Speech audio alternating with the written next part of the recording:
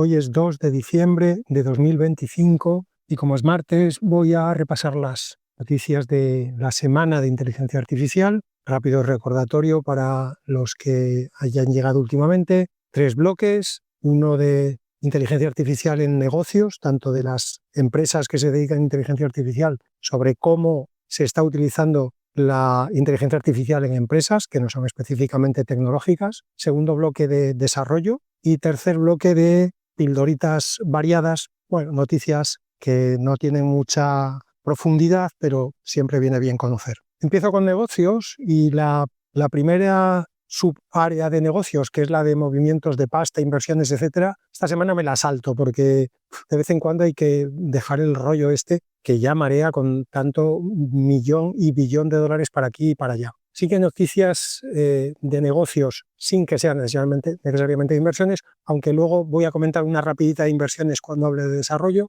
Pues la primera noticia, tiene que ver con Cohere, la empresa canadiense que desarrolla modelos propios. De hecho, menciono la noticia más que nada para no olvidarme de Cohere, que hacía tiempo que no veía nada de ellos. La noticia en sí tampoco es que sea muy relevante, es que han firmado un acuerdo de colaboración con SAP para incluir el agente propio que ha desarrollado Cohere y que se llama North como norte, pues van a incluir este agente en la nube de SAP, de modo que las empresas puedan tener soluciones, cito literalmente, soberanas y seguras. Ha hecho mucho énfasis en la nota de prensa sobre las empresas europeas. De hecho, decían algo así como empresas de Europa y otras regiones. Da la sensación de que, primero, como el acuerdo es con SAP y SAP es alemana, creo recordar, pues obviamente SAP tiene un gran mercado en Europa. Y luego, por otro lado, Cohere, como está orientado directamente a empresas, siempre tiene mucho cuidado de reforzar todo lo que tenga que ver con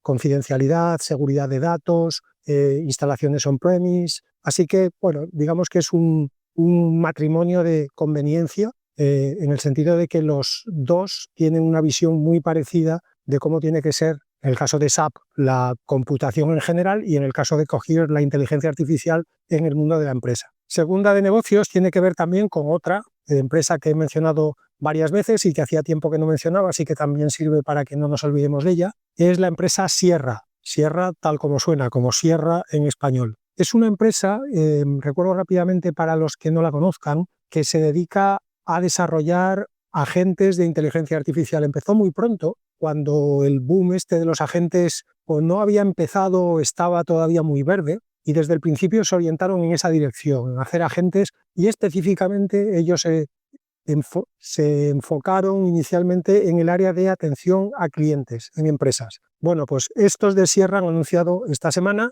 que ya están proyectando 100 millones de ingresos anuales, de ARR, Annual Recurrent Revenue. Sierra empezó a comercializar sus agentes hace solo 7 trimestres, es decir, hace algo menos de 2 años, con lo cual en un año y pico, aunque sea un año y mucho, llegar a proyectar 100 millones de AR, pues está más que bien. Además, han aprovechado la noticia de que el negocio les va bien para anunciar también que van a empezar a desarrollar agentes no solo de atención a clientes, sino también agentes de ventas, de fidelización y de retención. Todos sus agentes permiten que el cliente se comunique con la empresa a través de cualquier canal, es decir, a través de voz, por teléfono, a través de email, a través de WhatsApp, a través de lo que quieras, y todos los agentes incluyen la operación en 34 idiomas diferentes. Tercera de negocios, de hecho tercera y cuarta, porque tienen que ver con 2 acuerdos que ha cerrado OpenAI,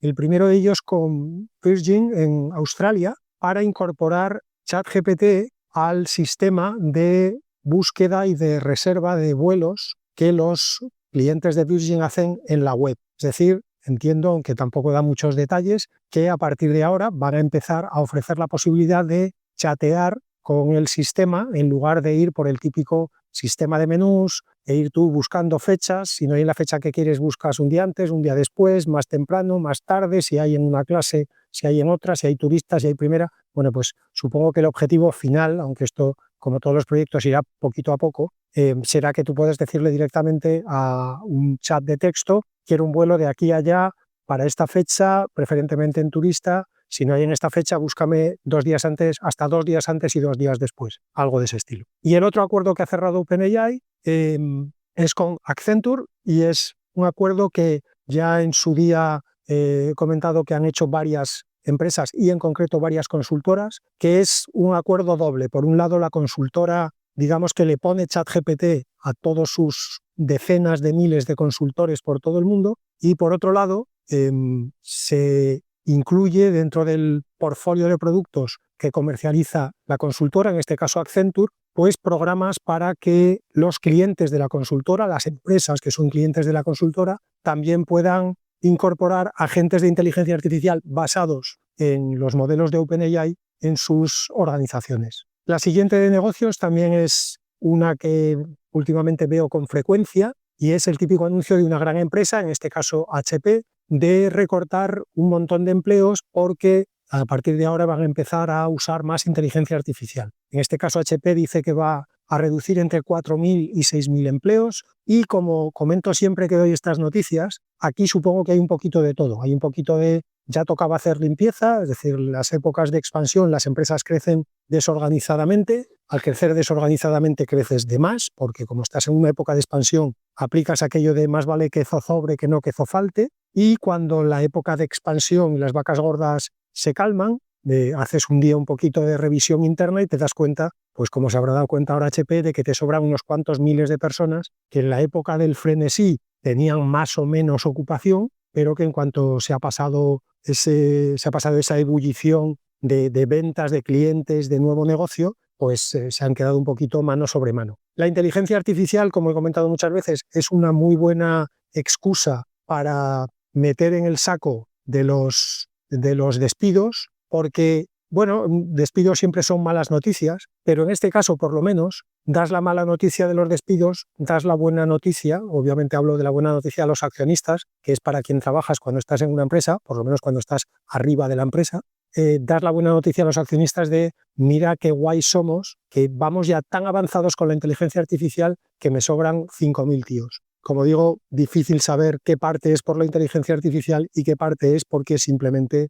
sobraban. Y la última noticia de inversiones es una noticia relacionada con un estudio que ha presentado el MIT sobre, y haciendo palanca sobre el anterior, sobre cuántos empleos están en riesgo de desaparecer por la irrupción de la inteligencia artificial en el mercado laboral. Hay muchos estudios de estos, alguna vez he comentado alguno muy de pasada y salen, bueno, como setas. Por lo que comento este en concreto es primero porque es del MIT, que el MIT, por si no se entienden bien las palabritas así con acrónimos, es el Instituto Tecnológico de Massachusetts. Bueno, primero el MIT tiene una reputación que no voy a discutir yo ahora, quizá más adelante hagan alguna pifia, pero hasta ahora es una entidad bastante solvente. Y segundo, me ha gustado la metodología que han usado. No es la típica metodología de hago una encuesta entre 100 empresas y de lo que me dicen esas 100 empresas extrapolo a los 8.000 millones de personas que hay en el mundo sobre cuántos van a perder su trabajo. La metodología, aunque tiene como siempre una parte subjetiva y cualitativa, creo que está por lo menos basada en criterios que como mínimo no desafían el sentido común, que no siempre es algo que uno pueda dar por sentado en este tipo de estudios teóricos. Lo que han hecho es partir del mercado laboral de Estados Unidos. En Estados Unidos hay unos 150 millones de trabajadores y han creado, yo creo que esto es un poquito, engordar con terminología lo que realmente han hecho. Ellos dicen que han creado un digital twin, un gemelo digital del mercado laboral americano. Quizá no hayan llegado a tanto, pero, repito, la metodología es interesante porque lo que han hecho es hacer una especie de inventario de 32.000 habilidades que se pueden necesitar para desarrollar los 150 millones de empleos que hay ahora mismo en Estados Unidos. Y a partir de ese listado de 32.000 habilidades que una persona puede tener o no puede tener para desarrollar un trabajo, lo que han hecho es valorar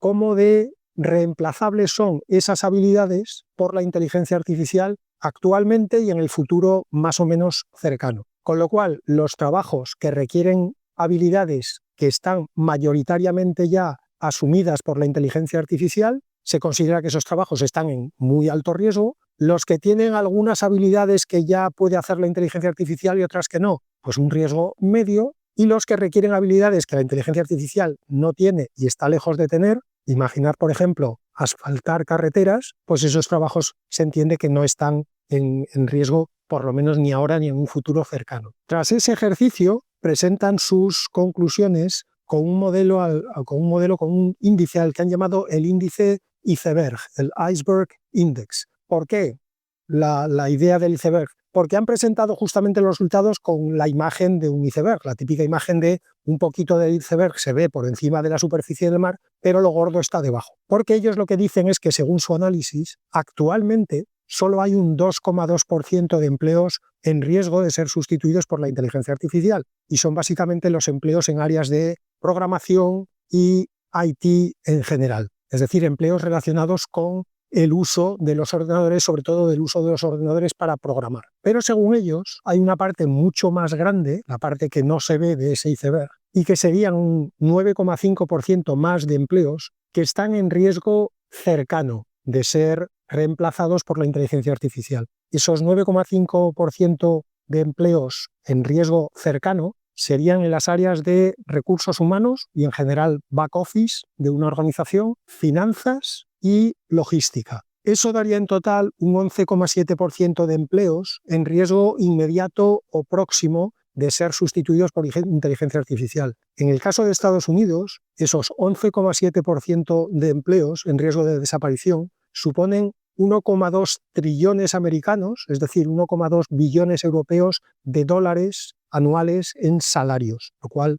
da una idea del golpetazo que le puede meter esto no solo a la economía, sino a la falta de economía, es decir, la cantidad de dinero que dejarán de ingresar personas reales con familias reales y con hipotecas reales y tickets de supermercado reales. Como el informe, como mencionaba antes, ha creado esa especie de gemelo digital, de digital twin, la herramienta permite bajar dentro de Estados Unidos hasta el nivel de código postal. Es decir, puedes ver código postal por código postal qué porcentaje de empleos hay en riesgo en esa pequeña zona de Estados Unidos. Y por lo tanto, eso ha hecho que del informe salgan áreas con mucho más riesgo de tener falta de empleo o ya mismo o dentro de poco, y dentro de esas zonas, por agrupación, condados y estados que están más en riesgo que otros. Hasta tal punto de que ya ha habido 2 estados, el estado de Tennessee y el estado de Utah, que han dicho públicamente que a la vista de este informe van a empezar a planear pues los típicos equipos de trabajo, equipos multidisciplinares, equipos de expertos, estas cosas que siempre sirven para tanto, para empezar a prepararse en sus territorios para ese posible reemplazo de empleos por inteligencia artificial. Entonces, como digo, el informe me ha parecido que utiliza una metodología como mínimo razonable. Supongo que con el inventario este de 32.000 habilidades, pues obviamente, también lo mencionaba antes, hay una componente cualitativa, las habilidades al final alguien tiene que listarlas, y hay otra componente cualitativa en decidir si una habilidad está muy cerca, medio cerca o muy lejos de ser reemplazada por la inteligencia artificial. Pero vamos a asumir también que en el MIT hay personas que, además de tener cierto sentido común, tienen un conocimiento suficientemente profundo de sus áreas de trabajo como para poder fiarnos de su criterio. Mi reflexión sobre el estudio es, primero, sin entrar en pánico, porque casi nunca suele servir de nada, es verdad que poco a poco estamos viendo cómo la inteligencia artificial empieza, como mínimo, a abrir el debate de si puede o no puede sustituir empleos. Este es un debate que hace 5 años no existía, que hace 3 se hacía más o menos a modo de chiste, y que ahora, como digo, es un debate que está abierto. Si está abierto y ya no se hace como un chiste, es porque todos empezamos a pensar que realmente hay una posibilidad razonablemente factible de que la inteligencia artificial empiece a sustituir empleos. Y por lo tanto, no estaría de más que no solamente en el sector público, también en el sector privado se empezara a hacer una reflexión estratégica, que es la palabra que parece que lo viste todo, para decir simplemente una reflexión amplia y una reflexión a un poquito con un horizonte temporal un poquito más largo que las ventas del mes que viene, sobre qué puede pasar y crear algunos escenarios sobre a dónde nos puede llevar la potencial sustitución de empleos por inteligencia artificial. Incluso sin entrar tan en el detalle del MIT, que obviamente hacer este tipo de estudios requiere muchos recursos y mucha pasta y mucha dedicación, y no todas las empresas ni todas las administraciones lo tienen, pero yo creo que hay una primera aproximación muy simple, que es sentarte a hacer un inventario en tu empresa, digamos, dividir las funciones, los empleos de tu empresa en 3 tipos, para empezar, no en las 32.000 habilidades del MIT, en 3 tipos. Empleos que están en alto riesgo de ser sustituidos por la inteligencia artificial, empleos que no están en riesgo de ser sustituidos, pero van a necesitar usar la inteligencia artificial para seguir siendo competitivos, y para finalizar, empleos a los que la inteligencia artificial no les afecta de ninguna manera, insisto, ni a día de hoy ni en un horizonte temporal cercano. Los casos más obvios. Un agente de atención al cliente es un puesto de trabajo que está en un riesgo muy alto de ser sustituido por la inteligencia artificial en los próximos, para cubrirme, 3 años. Probablemente sea en los próximos 2 y en algunas empresas en el próximo año. En el segundo grupo, cualquier trabajo de programación, cualquier trabajador en un puesto de programación que no sepa utilizar inteligencia artificial está en riesgo de perder su empleo. Ese sí que no voy a decir ni en los próximos 3, ese probablemente en el próximo año. No digo que la use para todo, no digo que se limite a hacerle prompting al Anthropic de turno o al OpenAI de turno. No, me refiero que tiene que saber usar la inteligencia artificial. Como todas las herramientas, a veces la usará y a veces no. Para unos proyectos le servirá y para otros proyectos no. Pero es una herramienta. Esto es como si contratas a un programador que no sabe utilizar Git. Pues mal vamos. Si puede ser todavía más granular y en vez de 3 grupos hacer 5 o hacer 10 o hacer los que a ti te hagan sentir cómodo, mejor. Pero yo creo que ya está llegando el momento de sentarse a pensar qué pasa si la inteligencia artificial empieza a sustituir, pues tomando más o menos el orden de magnitud del estudio del MIT, un 5% de los trabajos o un 10% de los trabajos o un 15% de los trabajos. ¿Qué va a pasar en el ámbito privado? En mi empresa, si yo soy el CEO de una empresa, si yo soy el consejero de una empresa, y por el lado de la administración, ¿qué va a pasar en la sociedad? ¿Cómo vamos a afrontar como sociedad que empiecen a sustituirse empleos? Esto nunca pasa de un día para otro, pero si esa es la tendencia, ¿dónde vamos a estar dentro de 5 años y cómo vamos a afrontar eso como sociedad? Dicho esto, supongo que todos estaréis tan tranquilos como yo, porque todos sabemos que tanto los poderes públicos como los altos directivos de las empresas, todos saben perfectamente qué es la inteligencia artificial, qué puede hacer, qué no puede hacer, qué es la inteligencia artificial generativa, cómo funciona ChatGPT, qué áreas están más expuestas, qué áreas están menos expuestas.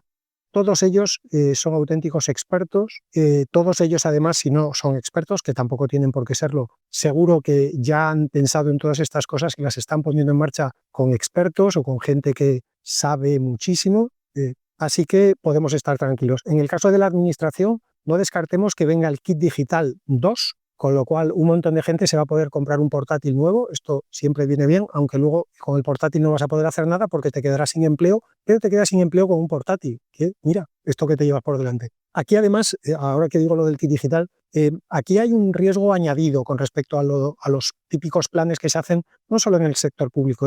También he visto planes en el sector privado que, como decía Rambo, harían vomitar a una cabra. El riesgo con la inteligencia artificial es que lo que está en juego no es solamente tirar el dinero, que ya es bastante, ya lo sé, pero me refiero, el kit digital, que no sirve para nada, no ha servido nunca para nada, el kit digital en el peor de los casos estás tirando el dinero. Las empresas no lo usan o lo usan mal o ni siquiera se enteran de qué tienen que hacer para solicitarlo. Bueno, tú has conseguido ahí un montón de dinero como administración de Europa, de los impuestos, de lo que sea, y básicamente lo has tirado por el desagüe. Bueno, digamos que la sociedad se queda como estaba y simplemente tú te has gastado dinero mal. Digo simplemente, insisto, porque ahora quiero hablar de otra cosa y no de esto. El problema con la inteligencia artificial es que si lo haces mal, la gente se queda sin trabajo. No se queda sin el kit digital, queda sin trabajo, que es un poquito más grave que quedarte sin un ordenador portátil o que no te hagan una página web para la empresa. Bueno, lo dejo ahí a modo de reflexión, pero como digo, yo estoy muy tranquilo. Yo estoy muy tranquilo porque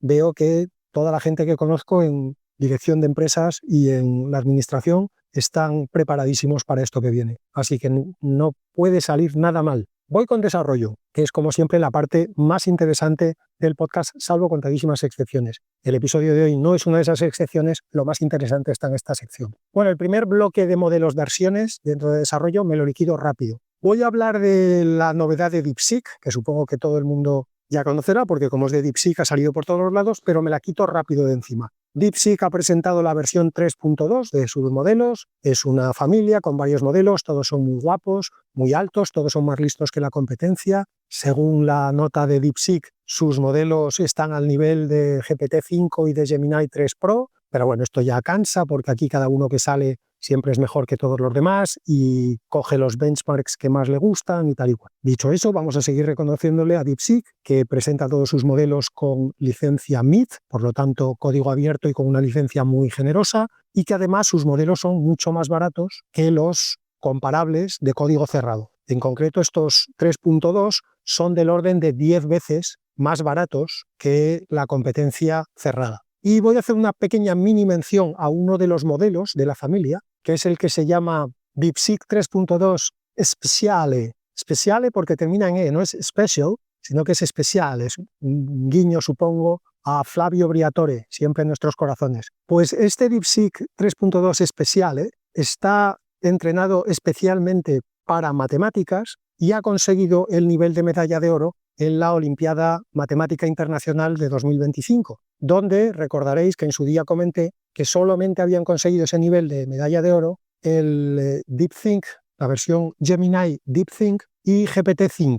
Recordemos una vez más, DeepSeek es open source, con lo cual es el primer modelo open source que consigue nivel de medalla de oro en la Olimpiada Matemática. Y quiero mencionar este un poquito más porque utiliza un sistema que cada vez también se está viendo más en algunas arquitecturas así exóticas, pero que da muy buenos resultados, que es el tener un doble sistema generador-verificador. Es decir, tienes una instancia que propone una solución y tienes otra instancia que critica esa solución para buscarle fallos y pasársela de vuelta al generador para que la refine. Podría pensarse, si el verificador es el que, digamos, el listo, porque es capaz de verle los fallos al generador, ¿por qué no utilizamos directamente el verificador y le pedimos al verificador que solucione el problema? Pues porque, y esto ya viene de probablemente años ya casi atrás, en cuanto los LLMs empezaron a usarse así para tareas varias, se descubrió algo que sucede también entre los seres humanos. De hecho, no es de extrañar que se produzcan los LLMs precisamente porque se entrenan a través del conocimiento de los seres humanos. Y lo que se vio es que los LLMs son mucho mejores valorando las respuestas que generando respuestas propias. Es decir, como los seres humanos. Es mucho más fácil criticar la idea de otro que tener una idea propia. ¿Por qué? Pues no se saben los seres humanos, con lo cual tampoco se saben los LLM. Pero funciona de la misma manera que con los seres humanos. Este modelo de un generador y un verificador funciona mucho mejor que tener al generador solo e incluso tener al generador autocorrigiéndose. Por lo tanto, si dijeras, bueno, como el verificador es el listo, le paso las preguntas directamente al verificador, en ese caso el verificador dejaría de ser tan listo, porque si tiene que generar una respuesta él desde cero, entonces sería exactamente igual que el generador, porque es una instancia del mismo modelo. Y el segundo modelo que quiero comentar únicamente, esta semana ha habido un montón de modelos, sobre todo de vídeo y de imágenes y tal, voy a comentar solamente uno de ellos, y es también por la noble causa de no olvidarnos de empresas que han estado por ahí y que siguen en la brecha y que de vez en cuando hay que recordar. En este caso es Black Forest Labs, Laboratorios Bosque Negro. Black Forest Labs tiene un modelo que se llama Flux, Flux todo en mayúsculas, Flux, y ha presentado la versión 2, Flux.2. Es un modelo de generación de imágenes a partir de prompts de texto y el nivel de esta segunda versión es realmente espectacular. Yo he visto algunas generaciones y pasa un poco como, está al nivel parecido al Nano Banana Pro de Gemini, de Google. Estamos ya en el nivel en el que es casi indistinguible de la realidad. Y casi sin el casi. Estamos ahí ya. Además, esta semana los de Black Forest, y esta es la mini noticia de inversión que no comenté antes y la bajé aquí porque ya que iba a hablar de ellos la menciono en el lote, esta semana Black Forest ha levantado 300 millones de dólares en financiación y le han puesto una valoración a la empresa, después de esa ronda, de 3.250 millones de dólares. Así que Black Forest Lab, como de la canción, no estaban muertos, estaban de parranda,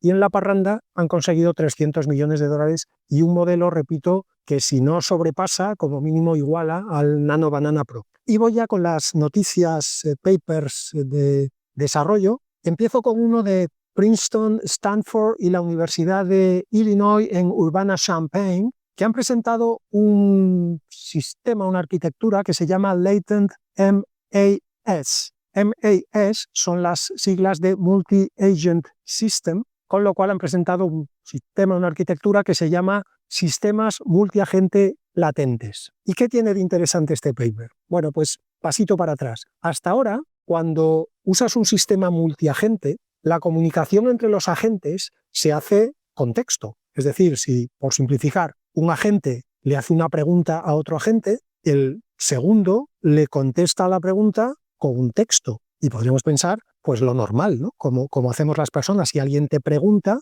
tú le respondes y le respondes con palabras. Bueno, pues no tan evidente o no tan obvio, porque en el caso de los humanos, nosotros solamente podemos comunicarnos unos con otros con palabras, con el lenguaje. Pero muchas veces, sobre todo para pérfidos propósitos, muchas veces sería muy útil ver el razonamiento completo, es decir, los estados internos del cerebro de la persona que te contesta. Es decir, no solamente ver lo que te está contestando, sino ver todo el proceso que ha seguido para llegar a esa conclusión. Bueno, pues con ese principio es con el que estos tipos de Princeton, Stanford y la Universidad de Illinois, por abreviarlo de Urbana-Champaign, han creado este sistema Latent MAS. Lo que hacen es crear una especie de memoria compartida entre todos los agentes del sistema multiagente, de tal manera que cuando un agente termina una tarea, lo que envía esa memoria común no son los tokens, sino que envía directamente los embeddings de la última capa. Es decir, entiendo yo, aunque esto no lo especificaban en el paper, lo que envía son los logits de la última capa antes de pasarlos por el softmax para crear la distribución de probabilidades y seleccionar el token final. Lo que haces es pasarle tu último estado antes de elegir token. Eso es lo que pasas a la memoria compartida. Y eso es lo que van a poder ver el resto de los agentes que comparten el sistema multiagente con ese primero. El resultado de esta pequeña, en apariencia, variación es, bueno, pues para empezar, que el sistema es muchísimo más eficiente. Como los sistemas no tienen que generar los tokens, se reduce entre un 70 y un 80% la generación de tokens necesaria en el sistema y, por lo tanto, se reduce un montón los recursos, la capacidad de computación que se necesita. Además de eso, la inferencia es 4 veces más rápida que cuando se intercambian texto. Nuevamente, porque te ahorras todo el tiempo de generar el token a partir de los logits. Pero es que además de esos ahorros en eficiencia,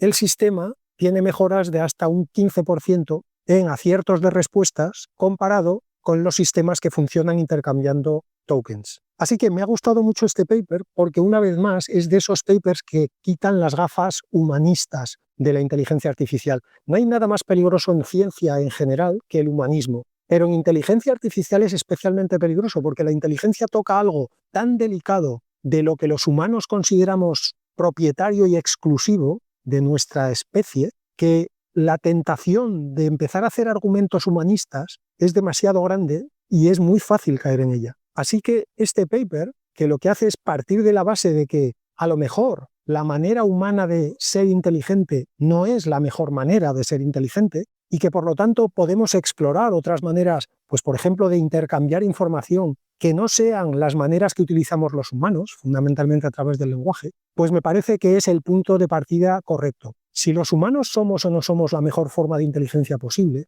tendrá que ser, en el caso de que lleguemos a ella, una conclusión de un proceso. Lo que no puede ser es una premisa, porque entonces no estamos haciendo ciencia. Entonces lo que habremos fundado es una religión que parte de la base de que los seres humanos somos especiales y superiores. Pero si lo que estamos construyendo es un sistema de inteligencia artificial, lo que tenemos que hacer es quitarnos todas las limitaciones que nos lleven al mejor sistema de inteligencia artificial. Y no podemos dar por hecho que las cualidades humanas sean una ventaja. En algunos casos pueden ser una limitación y, por lo tanto, ante la duda, tenemos que quitar todos esos sesgos humanistas. Segundo paper de esta semana es un paper de la Universidad del Sur de California, Microsoft, y la Universidad de California en Davis, que hacen también aportan una idea aparentemente simple, pero que obtiene unos resultados que generan beneficios en varias áreas a la vez, ¿no? Como el del paper anterior, que no solamente te genera un montón de ahorros y mejora la eficiencia, sino que además mejora el resultado del sistema. Bueno, pues en este caso, estos tipos de California y Microsoft han planteado una nueva manera de hacer sistemas multimodales. Hasta ahora, lo que se hace para crear un sistema multimodal es coger a un único modelo y entrenarlo con tokens de todas las modalidades. Es decir, tú en el pre-training lo que haces es alimentas al modelo con imágenes, con vídeo, con audio, con texto, y el modelo se entrena con todas las modalidades a la vez. Esto tiene una ventaja clara, y es que el modelo aprende a relacionar modalidades entre sí y aprende a relacionar la palabra piano con la foto de un piano y con el sonido de un piano. Pero tiene algunos problemas. El primero es que es muchísimo más lento y caro entrenar a un modelo en un montón de modalidades que en una sola. Y la segunda es que si en algún momento se produce una mejora en la arquitectura o en el concepto teórico de una de las modalidades, tú no vas a poder entrenar a tu modelo solo en la mejora de esa modalidad. Vas a tener que volver a entrenar a todo el modelo en todas las modalidades para que se beneficie de esa nueva mejora solo en una de ellas. Bueno, pues en este paper lo que se propone es hacer un modelo multimodal como un sistema multiagente, del que hablaba antes también en el paper anterior, un MAS. Tú entrenas a un modelo, a un LLM exclusivamente en texto y después lo conectas con un sistema multiagente con otros modelos de otras modalidades que te puedan venir bien. En el caso concreto del paper, han creado un MAS al que han llamado Be My Eyes, sé mis ojos, porque lo que han hecho es a ese LLM entrenado solamente en texto, le han acoplado como sistema multiagente un sistema de visión y lenguaje, un VLM Vision Language Model. De modo que, y de ahí el nombre, ese VLM sea los ojos del LLM. La ventaja de esto es que tienes un modelo, digamos, grande, entrenado solamente en una modalidad, por lo tanto, más rápido y más barato de entrenar que un modelo multimodal, y como el VLM lo único que quieres es que le dé los ojos al LLM, no necesitas un gran modelo de visión. Necesitas un modelo de visión bueno, pero no necesitas otro modelo gigantesco entrenado durante meses en miles de GPU. De hecho, en el paper en concreto utilizan como modelo de texto un DeepSeek R1 y como modelo de visión un Qwen 2.5 VL, es decir, Vision Language, de 7 billones americanos de parámetros, es decir, un modelo realmente muy pequeño. Y con esta combinación de DeepSeek R1 y Qwen 2.5, haciendo un sistema multiagente, consiguen mejorar los resultados de GPT-4o, que recordaréis que es uno de los sistemas multimodales que incluso a día de hoy sigue siendo uno de los mejores sistemas multimodales que se han desarrollado. Pues esta combinación de DeepSeek R1 y Qwen 2.5 mejoran algunos benchmarks a GPT-4o. La ventaja, una ya la he dicho, es mucho más rápido y barato de entrenar, porque entrenas a un LLM solo en texto y a un VLM solo en visión, y además te da la flexibilidad de que si mañana sale un modelo de visión muchísimo mejor que Qwen 2.5, simplemente quitas a Qwen 2.5, metes a ese nuevo modelo en el sistema multiagente y tienes tu sistema multimodal mejorado en lo que querías mejorar, que es la visión, sin necesidad de reentrenar a todo el LLM en texto. Y el último paper de esta semana, que es el más chulo y por eso lo dejo para el final, es un paper de la Universidad de Oxford en el Reino Unido y NVIDIA. Y es un paper que me ha gustado mucho porque toca una de mis áreas favoritas dentro de la inteligencia artificial, dentro de la computación en general, que son las estrategias evolutivas, que se suelen abreviar como ES en inglés, porque en inglés ya sabéis que todo va al revés, Evolution Strategies, y lo que hace es aplicar estrategias de evolución al entrenamiento de inteligencias artificiales generativas. Entonces, como siempre, voy con un pasito atrás para explicar de dónde viene esta historia. Normalmente cuando entrenamos a un modelo de lenguaje, vamos a decir, serviría para cualquier otro generativo, lo que hacemos es hacer primero un pre-training en el que simplemente le enseñamos a encadenar palabras y después le hacemos un post-training donde lo, por decirlo así, especializamos. No especializamos en un área de conocimiento necesariamente, aunque también se puede hacer, pero lo especializamos en alguna tarea. Por ejemplo, la más habitual es la tarea de ser un chatbot, es decir, de saber llevar una conversación, responder preguntas y seguir instrucciones. Normalmente se mete todo dentro de este último concepto, el de seguir instrucciones, y a los modelos que se entrenan, se post-entrenan para eso, se le llaman Instruct Models. Pues bien, esa fase de post-training inicialmente se hacía no solo, pero mayoritariamente con SFT, con Supervised Fine Tuning, que consiste en darle ejemplos ya resueltos a la inteligencia artificial generativa de turno, al LLM de turno, de cómo funciona una conversación. Entonces tú le pones varios ejemplos y el modelo, viendo esos ejemplos, deduce cómo tiene que comportarse en una conversación, dicho esto muy a lo bruto y acortando. Cuando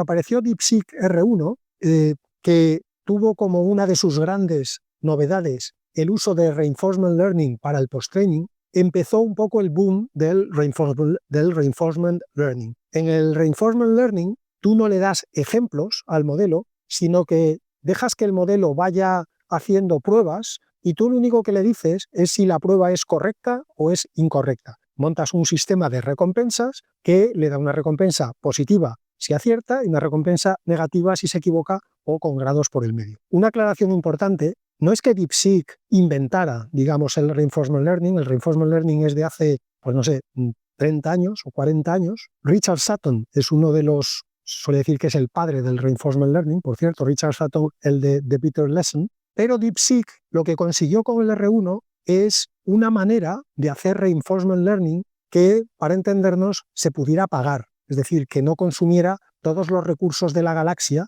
para poder ejecutar el sistema, digamos, de Reinforcement Learning a lo bruto. Bueno, pues de la misma manera hay otras maneras de hacer training y post-training de LLMs que no se usan, no porque no se conozcan, sino porque no se ha encontrado una manera de poder hacerlas en la práctica a un coste razonable. Una de esas maneras de hacer post-training son las estrategias evolutivas. El concepto de las estrategias evolutivas es incluso más antiguo que el del Reinforcement Learning. Las estrategias evolutivas empezaron a proponer, así teóricamente, en los años 60. Estamos hablando de hace, por lo tanto, unos 80 años. No, que digo 80 años, 60 años. Algunos de los CEOs que ahora están dando discursos sobre cómo van a implantar la inteligencia artificial en su empresa no habían nacido cuando se propusieron por primera vez las estrategias evolutivas. Entonces, las estrategias evolutivas, como decía antes, son una de mis áreas favoritas en computación en general, porque siguen un principio muy simple y es el principio que sigue la realidad en sí misma, la naturaleza,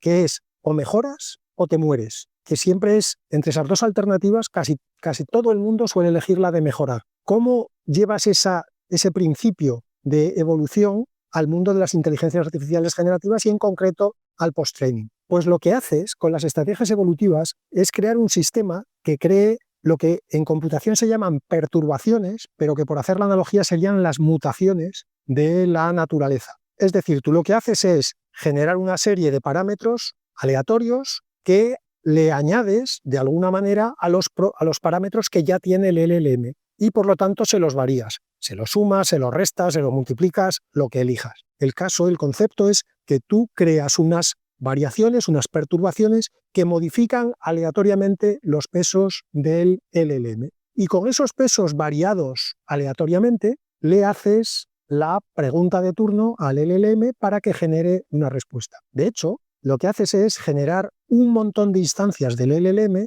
cada una con los parámetros variados aleatoriamente de una manera diferente, y todos ellos generan una respuesta a la misma pregunta. Todas esas preguntas las evalúa un sistema de recompensa y les asigna una puntuación en función de lo mucho o poco que se acerquen a la respuesta correcta. Y finalmente, tú lo que haces es variar los parámetros del LLM haciendo una media ponderada por la valoración del sistema de recompensa de todas las perturbaciones que provocaste en todos los individuos a los que has sometido al proceso evolutivo. Soy consciente de que parece un poquito un trabalenguas, con lo cual, si alguien se ha quedado así un poco tal, sugiero que una de estas grandes virtudes que tiene la tecnología de última generación, le deis al botoncito de ir para atrás un poco y escuchéis la frase alguna vez más para quedaros con la idea. Es importante un pequeño detalle que va implícito, pero que quiero resaltar. Esto no es un sistema de Reinforcement Learning. Lo digo porque muchas veces cuando cuentas esto, la reacción del que te escucha es: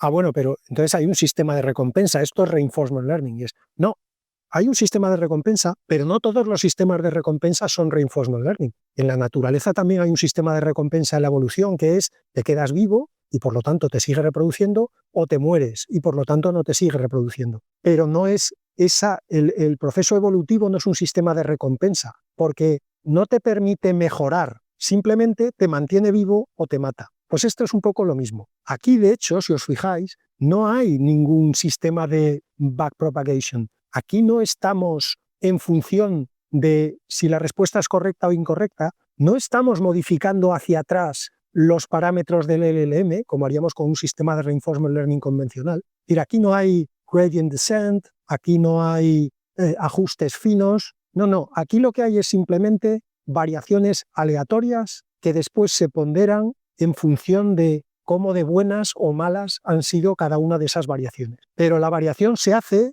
dicho a lo bruto, de golpe. No es un proceso de ajuste fino. Es un poco como la propia naturaleza. Es de usar y tirar. Tú creas una instancia de un LLM con unas perturbaciones y una vez que ha servido su propósito, la descartas. A ese lo matas y te quedas solamente con la parte proporcional de lo que ha hecho bien. Pero a la instancia como tal la matas. Esa instancia deja de existir. Vale, pues seguimos adelante. Ese es el principio teórico y el principio teórico tiene todo el sentido. Es de hecho imitar a la realidad, imitar a la naturaleza. Si la realidad, con ese sistema tan chusco de matar o permitir que sobrevivan los individuos, ha conseguido que emerja la inteligencia de un nivel tan alto, hasta donde sabemos, como la que tenemos los seres humanos, pues vamos a usar nosotros el mismo mérito para que las inteligencias se desarrollen. Ya, el problema es que eso en la práctica, hasta ahora, era inasumible. ¿Por qué? Pues porque partimos de LLMs que a día de hoy ya tienen pues cientos de miles de millones de parámetros, o como mínimo miles de millones de parámetros. Para ejecutar estrategias evolutivas tienes que hacer miles de instancias, idealmente cientos de miles, más idealmente todavía millones de instancias de ese LLM al que quieres hacerle post-training. Y las perturbaciones, como tienen que modificar todos los parámetros del LLM, tienen que tener, por lo tanto, la misma dimensión matricial que tienen los parámetros del LLM, con lo cual ahí tienes otros cuantos miles de millones o cientos de miles de millones de numeritos en una bonita matriz. Imagínate hacer todas las computaciones que hay que hacer en cada paso de una estrategia evolutiva, combinando los miles de millones de parámetros del LLM con los cientos de miles o millones de individuos, con los miles de millones de parámetros de las perturbaciones. Eso requeriría nuevamente poner un enchufe directamente al Sol y estar consumiendo energía hasta que el Sol se apagara. Y por cierto, el Sol se apagaría en un par de semanas, a la velocidad a la que tendríamos que consumir energía para hacer todo esto. Pues aquí es precisamente donde llega este paper, que lo que plantea es una solución muy simple, muy elegante y, como vamos a ver por los resultados, muy eficaz. La solución, además, vamos a decir la copian, aunque quede feo, no es exactamente, digamos, se inspiran de una solución que ya habíamos usado para el post-training, que es utilizar matrices de bajo rango, las famosas LoRAs, Low Rank Matrices. Las matrices de bajo rango, para los de letras, son matrices en las que solo una pequeña cantidad de filas o columnas son linealmente independientes con respecto al resto de las filas o columnas de la matriz y por lo tanto se pueden simplificar operando solamente con ese conjunto, ese subconjunto de líneas o columnas linealmente independientes. Bueno, pues lo que hacen en este paper es justamente utilizar LoRAs para crear las matrices de perturbación y creando dos matrices de bajo rango multiplicadas entre sí, para los que quieran presentarse a subir nota, multiplicando una por la traspuesta de la otra, generas una matriz del mismo rango que la matriz de parámetros del modelo a entrenar. Y por lo tanto, consigues generar perturbaciones para todos los parámetros del modelo, pero utilizando, como son matrices de bajo rango, muchísimos menos parámetros independientes de los que utilizarías si utilizaras matrices completas. Nuevamente, la solución parece razonable. De hecho, como digo, coge una inspiración muy directa de las LoRAs que ya se utilizaban justamente para evitar cálculos muy complejos en los post-trainings, incluso con SFT. La pregunta es si la idea tan simple, tan elegante, funciona. Bueno, pues la respuesta es sí funciona. El sistema se entrena 100 veces más rápido, es decir, genera los outputs 100 veces más rápido, incluso con poblaciones de cientos de miles de individuos, que un sistema que no utilizara LoRAs. De hecho, se entrena tan rápido que tiene velocidades parecidas a las velocidades de inferencia del modelo. No solo eso, sino que además converge más rápido que un sistema de rango completo. Converger, recuerdo también, es cómo de rápido llegas a la situación en la que ya cada iteración que le haces al modelo genera mejoras despreciables, es decir, has llegado a un óptimo. En el paper en concreto hicieron todo esto con 262.144 individuos distintos,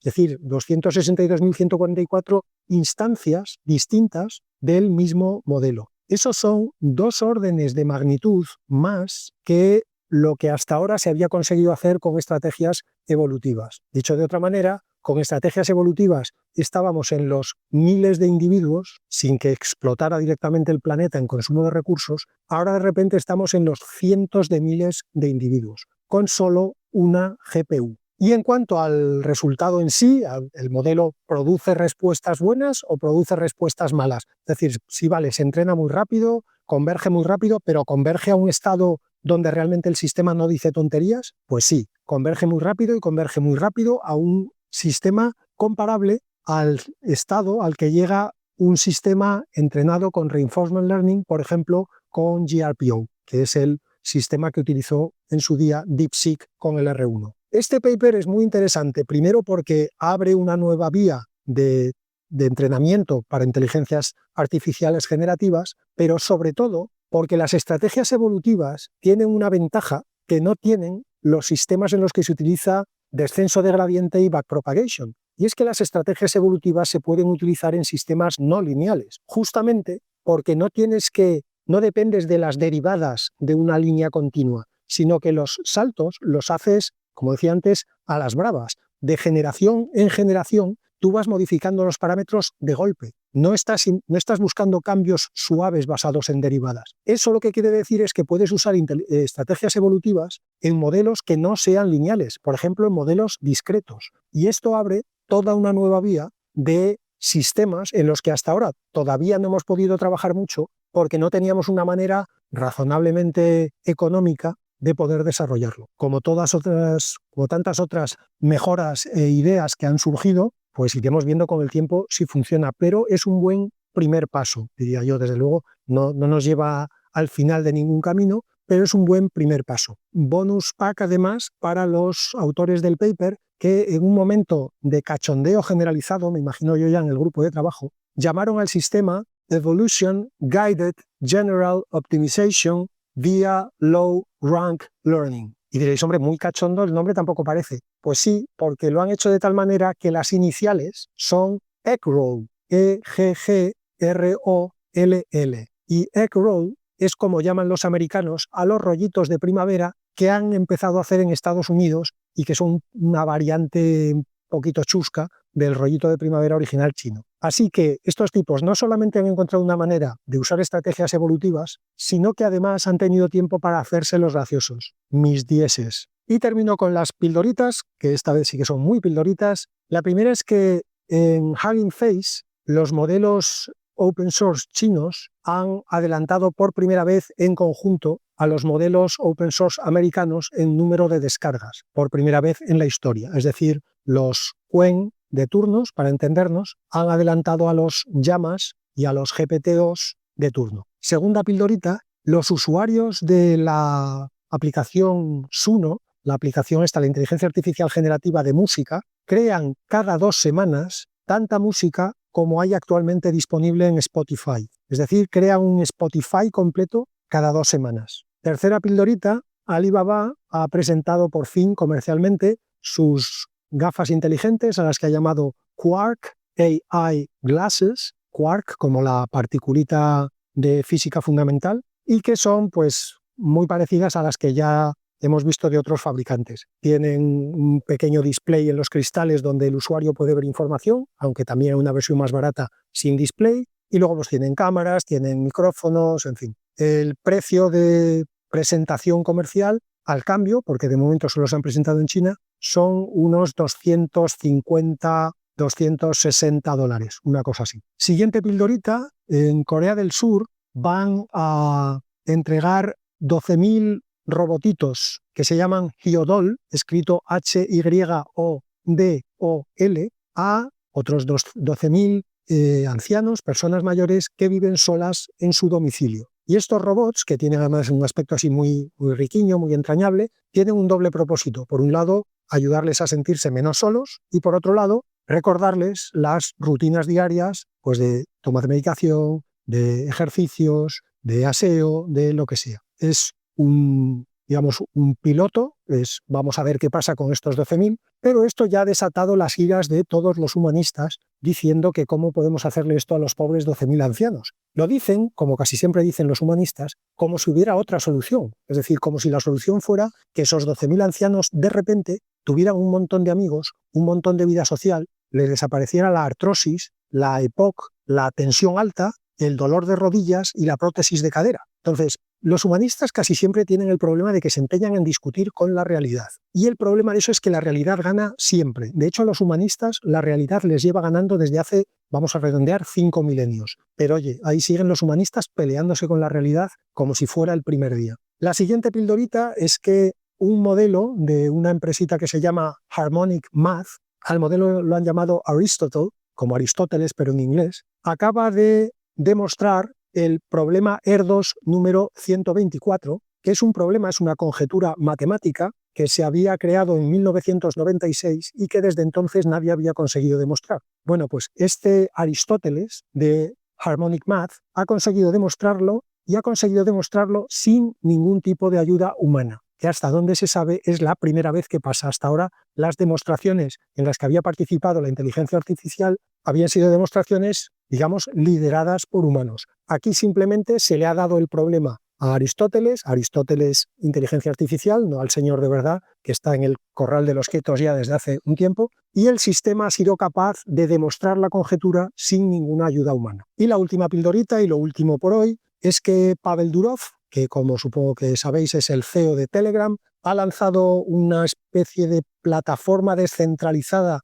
para inferencia de inteligencia artificial a la que ha llamado Cocoon, cocoon.org. La idea es que cualquiera que tenga una GPU o muchas GPUs en su casa y las quiera poner a disposición de los demás, se apunta a la plataforma y los usuarios pueden ejecutar sus modelos, porque repito, la plataforma es solo para inferencia, no para training, puede ejecutar los modelos que quiera en esa plataforma descentralizada formada por un montón de GPUs de individuos varios. Los individuos cobran en algo que sospecho que es una criptomoneda, porque ha dicho el Pavel Durov que van a cobrar en tons, escrito T-O-N. Lo de las criptomonedas es como los testigos de Jehová, pero en tecnología. Son los testigos del Bitcoin y me cansan muchísimo, así que no sé muy bien qué narices es el ton pero no es dinero. Según Pavel Durov, la ventaja que tiene esto frente a usar las típicas clouds comerciales, la de Google, la de Amazon, la de Microsoft, la que sea, es que aquí la privacidad está más garantizada que en las grandes corporaciones. Lo dice él, por cierto, que tiene Telegram. De esta noticia, nunca hay que... Mi primera reflexión es, no hay que dejar a un lado el hecho de que el nombre de su plataforma, que es Cocoon, en castellano se traduce como capullo. Eso ha sido todo por hoy. Hasta el martes que viene.